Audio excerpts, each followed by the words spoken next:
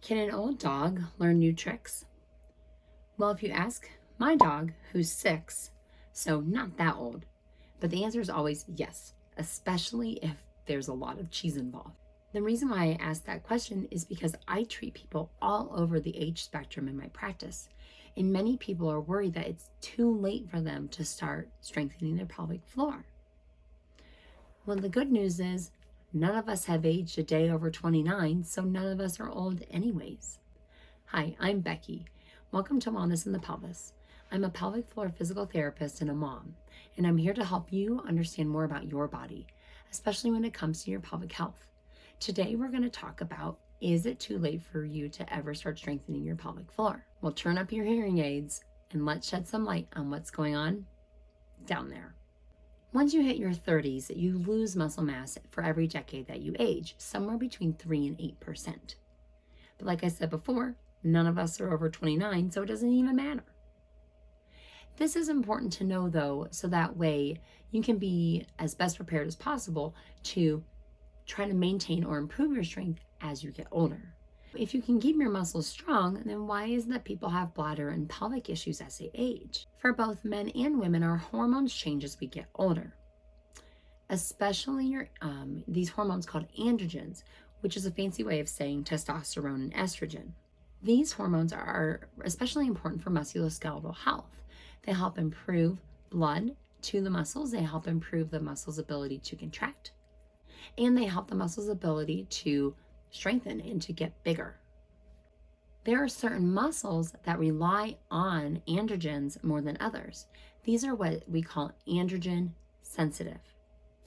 So if something's sensitive, then we should probably give it things like a cozy blanket, a hot cup of tea, and a lot of verbal affirmation. Oh, wrong kind of sensitive, but those do sound pretty nice. The pelvic floor muscles in particular are androgen sensitive, and this matters as we age since those hormones drop.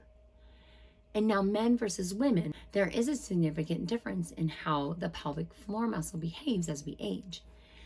Because women go through menopause, they lose a significant more amount of their androgen levels than men do as they age.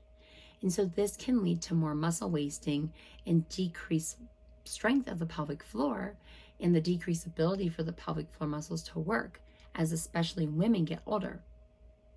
And as we talked about before, which is a gross generalization here, but women need to use their pelvic floor muscles more than men do because they just don't have the same anatomy as men to help support the pelvic organs. So some of these pelvic organ issues can look like bladder leakage or a prolapse of your uterus, bladder, or bowels, even things like pain with intercourse. And that's because the muscles are trying really hard to do what you're asking them to do, but they just aren't quite strong enough.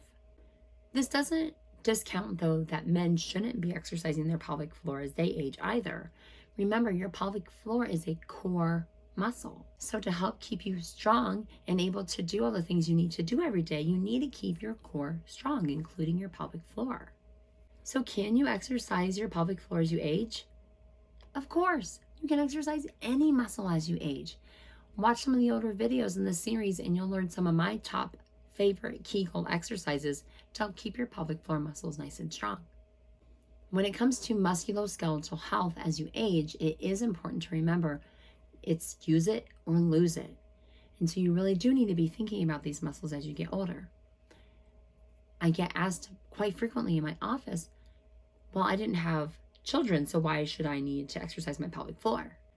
Well, they're muscles. You need to exercise them. The good news is about the pelvic floor, you don't even need any special equipment. Although there are things that you can buy to help strengthen your pelvic floor, but more on that in another video. So whether you're young at heart or an old soul, Kegels can be really good for you. Just like any other muscle, once you start exercising something, it can start to feel sore. It's pretty hard to make the pelvic floor sore, but if you start noticing cramping in your low belly, groin, or low back after starting to exercise these muscles, back off for a little bit. There is such thing as too much of a good thing here, okay? The good news is, though, these muscles are probably working harder than you think every day. They have to help hold your pelvis and your trunk together as you're walking, picking things up, getting in and out of bed, everything you do every day. So it's not like there's nothing in there at all. You've gotten something to work with, but it is good to at least do a little bit extra. So what questions do you have? Don't worry about that like or subscribe thing. It's not really my thing. I'm just here to help you understand more about your body. If that's something you're into, watch more videos. Thanks for coming. I'll see you next time. Bye-bye.